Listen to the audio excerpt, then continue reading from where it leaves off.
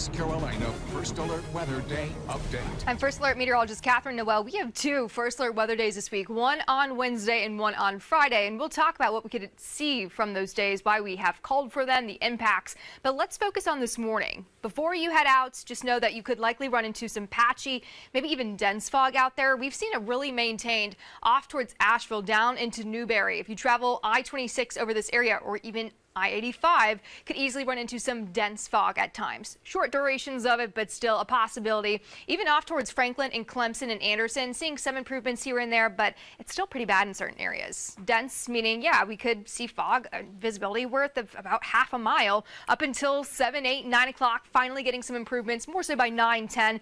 We're going to stay dry throughout the upstate. By the afternoon, though, you can see a chance in the mountains for an isolated, very light shower. Most of us maintaining dry, really nice conditions though for your Monday with highs in the low 70s. So actually pretty warm out there for this time of year, about 10 degrees above average.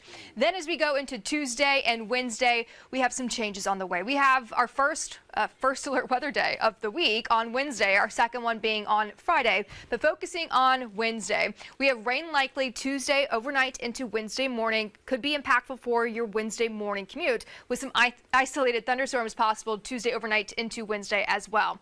So showing when the rain will arrive, likely getting this around 3, 4 o'clock potentially. This is going to be the earliest just for some off towards the western areas from Franklin down towards Toccoa, but I think majority are going to see the rain starting around 9, 10 o'clock overnight into early Wednesday morning. Impactful at times, potentially if you were an early riser, could still be seeing some lingering rain possible around 8, 9, 10 o'clock into the afternoon. Very light spotty chances, mainly dry on Wednesday afternoon though. Rain chances are on the rise again Friday into early Saturday. This is going to bring us even more rain than what we see for our first batch Tuesday into Wednesday. That is likely going to bring us anywhere from about ½ an inch to 1.5 inches.